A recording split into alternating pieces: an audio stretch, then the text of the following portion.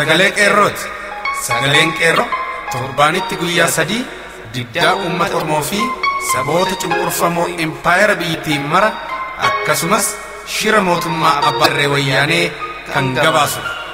Kun sagalee qeerrooti.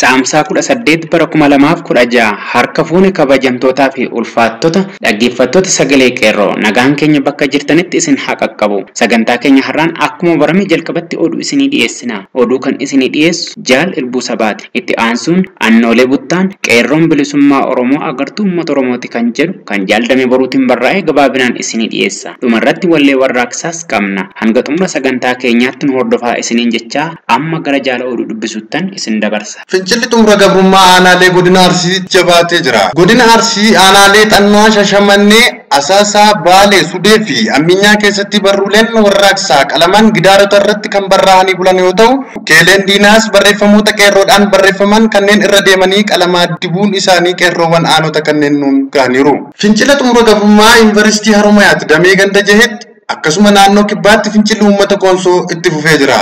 Yuunivarsiitii Haromayaatti fincilli xumura gabrummaa itti fufee akka jiru odeessi Haromayaa addeessee jira. Yuunivarsiitii Haromayaatti kaampaasii ganda jaheetti barattoonni barataan har'a dhaamsa barruu warraaqsaa maxxansan dhaadannoo qabsoo fi wallee qabsoo dhageessisu malee kutaa barnootaa barattoonni deeman hin jiran. Pirezidaantiin moorichaas har'a beeksisa baaseen barataan moora seenee hin baranne barnoota irraa ari'amuu qaba jechuun beeksisa baaseen barattoonni sabboontonnii fi qeerroon tarkaanfii pirezidaantii moorichaa fudhates kan sodaatan osoo hin taane kaan ajjeefamee kaan hidhaa keessatti dararamaa jira. Barumsa irraa ari'amuu miti wareegamnee gumaa obboloota keenyaa bilisummaan yoo baasne uummata guddicha biraa galata qabna jechuudhaan itti fufanii har'a sagalee isaanii dhageessisaa oolaniiru. Oduu fincila walqabateen barattoonni Yuunivarsiitii Finfinnee Kolleejjii Saayinsii Fayyaa kaampaasii Safara Salaam nyaata lagachuun qeerroon gabaase. Fincilli naannoo kibbaa aanaa Koonsootti eegalee jiru akka itti fufetti jira. Uummanni Koonsoos poolisii wayyaanee irratti caamsaa 15 tarkaanfii fudhachuun qeerroon godina Sidaamaa irraa nuuf gabaasee jira. Godina Harargee Lixaa magaalaa Asaboot keessatti fincilli xumura gabrummaa itti fufee. Harargee Lixaa magaalaa Asaboot keessatti mormii bifa haarawaan eegalee jira. Waraanni Agaazii magaalaa Asaboot to'achuuf yaalaa jira. Qeerroon magaalaa Asaboot sodaa tokko malee qabsoo itti fufna jechuun dhaadataa akka jiran beekame. Qeerroon magaalichaa qindoomina qabuun dhaadannoolee abbaan biyyaa ABO'dha, abbaan biyyaa Oromoodha jechuun dhiisifataniiru jedha gabaasaan Asaboot irraa nu qaqqabe. Dhumarratti mootummaan wayyaanee ta'ee jedhee barattoota kolleejjii barsiisota Mattuu fi jiraattota magaalaa Mattuu waliin diruuf hedduu carraaqus harkaa fashalaa'uun akka jiru himame. Odeessi qeerroo magaalaa Mattuu akka jedhetti barattoonni mootummaa walga'iif wayita gadi ta'anitti cululleen barattoota keenyaa dhaadannoo akka dhageessisaniin sekondiiwwan muraasa keessatti irra bu'uun shira sirni kun xaxeen uummata walitti naqee tasgabbeessuu caalaatti tokko kan miidhame fakkeessee walii isaa hawaasa keenya walitti naquuf yaaleera. Haa ta'u malee ammas jaarsumaanis furuufillee akka mootummaattuu wanti hojjetame hin jiru. Isiniif garuu gara tola waan ta'eef nuti uummata keenya gamtaa isaanii jajjabeessina. Kan badees walitti daraarsina. Sirni keessan boossosee kufaatiin isaa waan dhiyaateeruuf uummata keenya hin goolinaa jechuun waaroo salphinaa itti uffisuun isaanii odeessi achirraa nu ga'ee addeessee jira.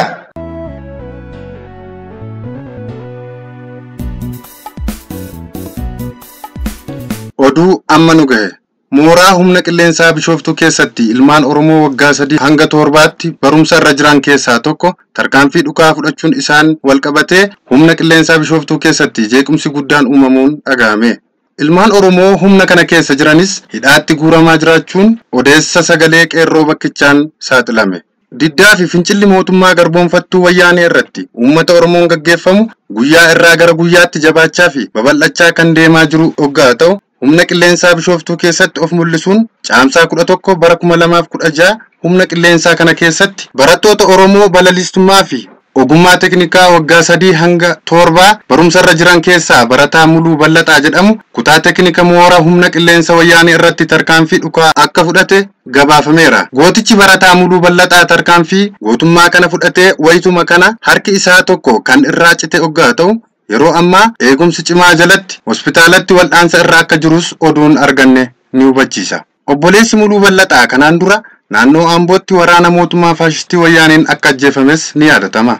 Haala kanaan mooraan humna qilleensaa Bishooftuu jeequmsa guddaa keessummeessaa kan jiru hoggaa ta'u mootummaan wayyaanee dubbichi akka ifa hin baane dhoksuun sababa kanaan ilmaan Oromoo humna qilleensaa keessa jiran irratti duulaa hidhaa fi qorannoo guddaa banee jira. Hanga ammaatti balaliistonni ogeeyyonni teknikaa 32 ol ta'an hidhamanii darara guddaan irratti raawwatamaa akka jiru saaxilameera. Basaasaan wayyaanee Girmaa Alamaayyoo jedhamu namoota kana qabsiisuu keessaa akka harka qabus hubatameera. Barattoonni maqaan isaanii Waasee Mangistuu, Anteenaa Ballaxaa, Isaaq Kuchuu, Iyyoob Gammachuu, Muluu Ballaxaa tarkaanficha kan fudhatee fi wal'aansa irra kan jiru Iyyoob Tolasaa, Tamasgeen Gammachuu, Tafarii Jabeessaa, Alamuu Charuu, Addisuu Kabbadaa fi Lammii Tarfaasaa kan jedhaman dabalatee hedduun akka hidhaatti darbataman oduu arganne kun ni ibsa. Basaastichi Girmaa Alamaayyoo jedhamus fakkeessaaf akka waliin hidhamee jiru barameera. Hidhaa kanaan gamasittis qormaanni bal'aan ilmaan Oromoo fi kanneen biroo irratti gaggeeffamaa jira. Yeroo ammaa shororkaa fi jeequmsi guddaan mooraa humna qilleensaa Bishooftuu keessa jiraachuun kan hubatame hoggaa ta'u mootummaan wayyaanee abdii kutatee fi naannoo isaa hunda shakkuutti seenee karoorra yookiin tarkaanfii fakkaataan jiraachuun mala sodaa jedhuun mooraa humna qilleensaa Dirree Dhawaa irrattis qorannoo gaggeessaa jira. Haaluma kanaan balaliistonni hedduun qoratamaa kan jiran hoggaa ta'u kanneen 11 ta'an dhuma torbee darbee irraa qabee eessa buuteen isaanii dhabamee jira. Dajanee Jiguu, Galataa Fiqaaduu, Yeeriif Ahmed, Shariif Yosef, Ahmaddin Yusuf Karimii fi Shafsaddiin Muhammad kan jedhaman kanneen eessa buuteen isaanii dhabame keessatti argamu. Diddaa uummattoota guutummaa biyyattii keessatti finiinaa jiruun gamatti jeequmsii fi shororkaan mooraa humna qilleensaa wayyaanee keessatti dhalatee jiru kun babal'achuun gara humna waraanaatti seenaa jiraachuu kan ibsan maddeen mootummaa wayyaanee rifaatuun waan qabee gadhiisu dhabee akka jiru ibsameera.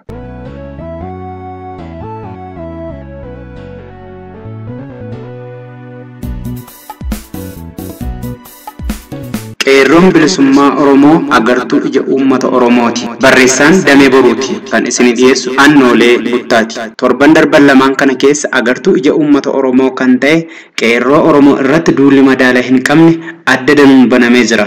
Kan baay'ee nama gaddisiisu warra kanaan dura ifaa fi harka lafa jalaan qeerroo bilisummaa Oromoo nutu ijaaree of harkaa qaba jedhan burqaa olola kanaa ta'anii argamuudha. Dhuma bara 2015 yeroo ejjennaan qeerroo bilisummaa Oromoo waltajjiitti bahee sodaa tokko malee mirga uummata isaa falmachuu eegalu qeerroo bilisummaa Oromoo kan ijaare OMN fi Koongireesii Federaalawaa Oromoodha. Hiriyaan koo nama waa hubachuu danda'udha jedhee an yaadu naaf hime. Ani garuu eenyu akka ijaare irraa gaafasis ta'e har'a rakkoo hin qabu. Waan natti mul'atu tokko qeerroon bilisummaa Oromoo kun kan jireenya nama tokko keessatti takka argamu utuu hin taane seenaa saba tokko keessatti yeroo tokko kan argamudha.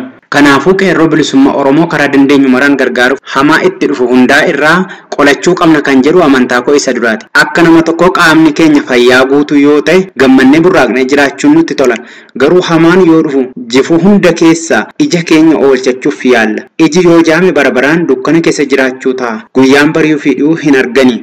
Bareedaa fi fokkisaa adda hin baasan, adii fi gurraacha hin beekan, kan ormi harka namaa irraa kaa'ee nyaatu. Hinuu yoo argame jireenya dukkanaa jiraachuu Waaqayyo nu haa baraaru. Warri agartuu ija uummata Oromoo kana jaamsuuf wixfachuutti jiru ofitti qaana'uu qabu. Abjuun isaanii firii godhachuu hin danda'u. Qeerroon bilisummaa Oromoo naga eegduu TPLF tokko shaneen ijaarame ciree as gahe. Ololli namoota gadadoo kanaa qeerroo bilisummaa Oromoo ni huba jedhee hin yaadu. Garuu namoota isaan fakkaatanii fi ergamtoota TPLF biratti of mul'isanii boriyoo TPLF biraa waa argame butachuuf of qopheessaa jiru. Warri kun dhimma saba Oromoo dantaa tokko illee hin qaban. Dhuma saba isaanii waxalamuu fi dhiiga dhangalaasuun hafee guyyaa tokkoof itti dheebotanii yookaan beelaanii hin beekani. Qabsoo kanaan wareegamni bahaa jiru oduuf malee dhimma isaanii miti.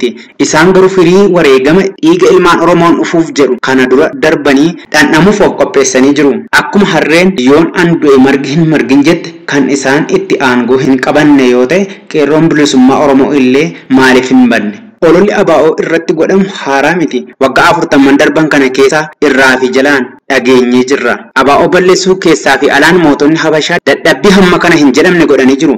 Har'as godhaa jiru. Hamma uummanni Oromoo diina isaa kana injifatee hiree mataa ofii murteeffatutti borus itti fufu. ABO'n maaliif haala akkas xaxamaa fi rakkisaa ta'e kana keessatti utuu hin badin hafee gaaffii jiru deebiin waan kaayyoo bilisummaa saba Oromoo kaasee of harkaa qabuufi.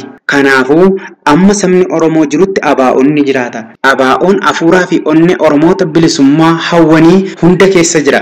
Bara 1970 keessa yeroo mootummaan Haayile Sillaasee kufu karaa gabaabaa aangoo qabachuuf ijaarsota hedduutu burqe. Warri akka mi'eessonnii fi EPRP humna dargii madaalu qabaachaa turan. Beektonni Oromoo hedduun aangoo sana hirmaachuu jecha lachuu keessaa qooda guddaa qabu. Haala sana keessatti ilmaan Oromoo muraasni aangoo bololuu irra kabaja saba isaaniif of dabarsanii kennuu warra filate ABO ijaaruuf dirqaman. Yeroo eegalte miila utuu hin fudhatin karaa lamaan Somaaleef Habasha harkatti wareegama qaalii baasuun dirqama qabsoo itti ta'e. Ta'us qabsaa'aatu kufe malee qabsoon bilisummaa hin kufne. Kaayyoon gaafasi har'as Oromiyaa duucha keessa bilbilaa jira. Waa'ee jaarsota Habashaa waan hin kaase warri aangoof qofa deeman har'a bakka bu'an hin beekamu. Akka nama tokkotti yoo jiraatan mootummaa Habashaa wajjin qabsoo sabaa hadheessuu fi haxxe hidhuu irraa of duuba hin jedhan. Yoo sabni Oromoo abbaa biyyummaa isa argate aangoon isaan hawwan abjuu qofa ta'e akka hafu beeku. Mootonni Habashaa uummata Oromoo cabsuun meeshaan isaanii ergamtoota Oromoo qabachuudha.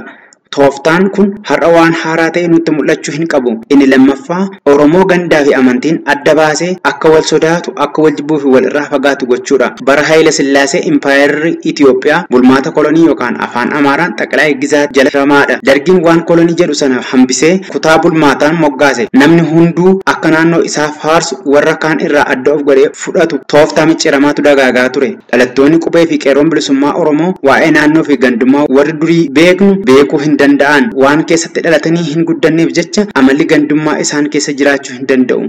Dhugaa dubbachuuf yoo ta'e ABO'n qeerroo bilisummaa Oromoo natu ijaare natu hooggana jedhe ifattis ta'e dhoksaan yeroo himatu hin dhageenye. Eeyyee haala mijaawaa qeerroon bilisummaa Oromoo qopheesse kana keessatti ABO'n uummata Oromoo keessa seenee wajjin dagaaguu ni danda'a. Kana dura uummanni keenya dammaqiinsa waan hin qabnee fi olola diinaan afaan faajja'ee ilmaan isaa bilisoomsuuf qabsaan yeroo addatti diinatti dabarsee kennaa ture. Har'a kun ta'uu hin danda'u. Inni lammaffaa har'a ijaarsonni Oromoo walitti dhufanii waliigaltee yeroo godhan maaliif haalli dukkanaa kun alachuu danda'e? Gargar bahuu ijaarsota Oromoo kan jaalatuu fi kan hawwu diina duwwaa.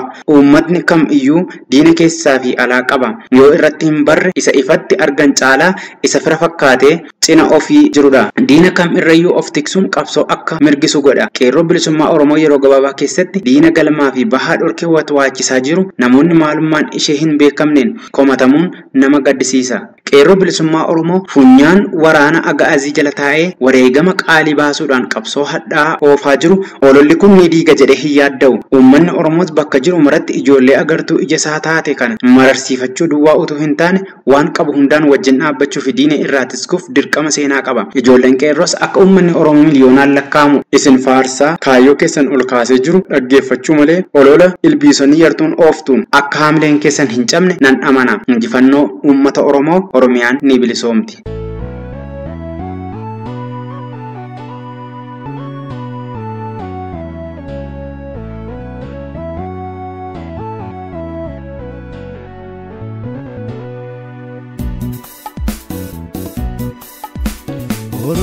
Oromiyaa biyya koo yaa biyya koo gaarii siifan wareegama dhiiga dhangalaasee haamileen guutuu banii nan deemaa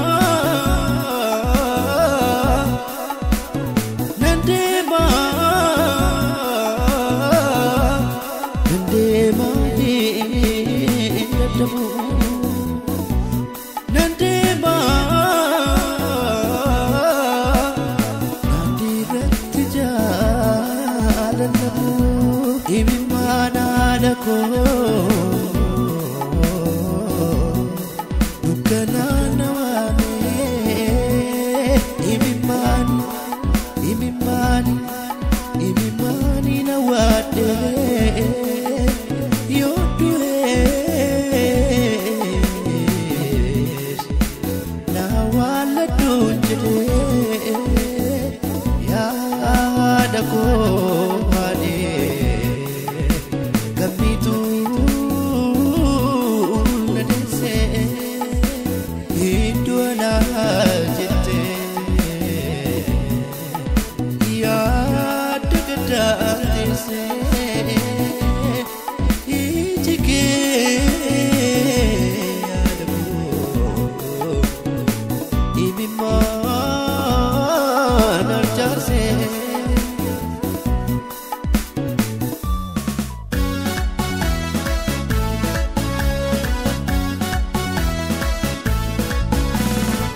Durugo tawam jabo kuna basi wabo Durugo tawam jabo kuna basi wabo Warati agamsa urensi kalamsa Kabeti jarro na jabatu kero Dukana namarse jabo kuna basi wabo Aliti namarse jabo kuna basi wabo Kilinto namarse jabo kuna basi wabo Aranga mamuri anusi fallola Kabeti jarro na jabatu kero Dina ke jajabse anusi fallola Kabeti jarro na jabatu kero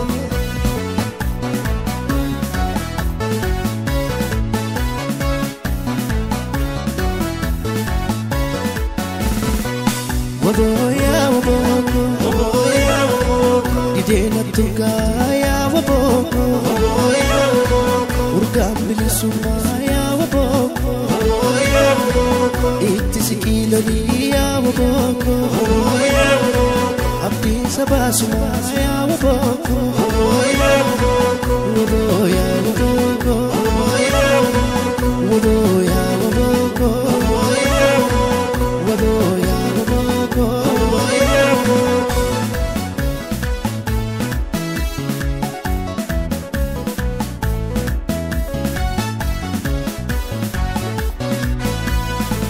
Durugo tawamu jabo kuna basi wabo Durugo tawamu jabo kuna basi wabo Warati agamsa urensi kalamsa Kabeti jarro na jabatu kero Zuwai namarse jabo kuna basi wabo Sakale namarse jabo kuna basi wabo Tolai namarse jabo kuna basi wabo Aranga mamuri anusi fallola Kabeti jarro na jabatu kero Dina ke jajabse anusi fallola Kabeti jarro na jabatu kero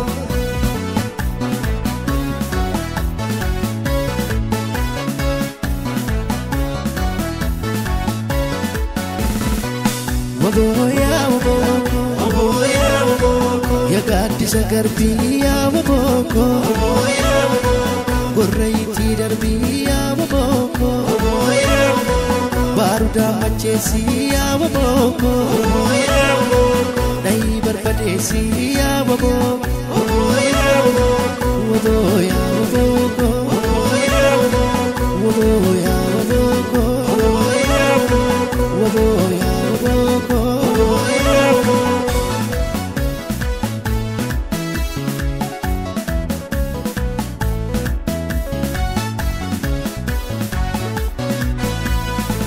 Durugo tawamu jabo kuna basi wabo Durugo tawamu jabo kuna basi wabo Warati agamsa urensi kalamsa Kabeti jarro na jabatu kero Dukana namarse jabo kuna basi wabo Aliti namarse jabo kuna basi wabo Kilinto namarse jabo kuna basi wabo Aranga mamuri anusi fallola Kabeti jarro na jabatu kero Dina ke jajabse anusi fallola Kabeti jarro na jabatu kero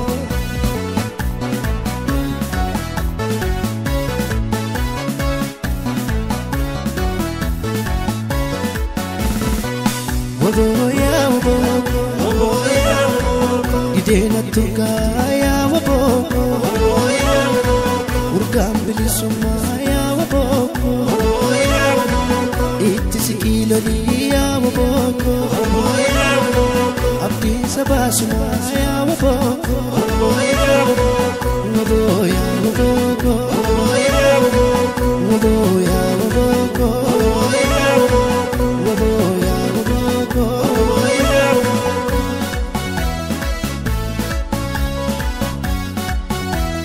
Egaan dhaggeeffattoota sagalee qeerroo waan hanga ammaatti sagantaa keenya dhaggeeffattaniif galatoomaa isiniin jenna. Sagantaa keenya har'aa kanumaan goolabaa sagantaa itti aanuun hanga wal arginutti nagaan nuu turaa.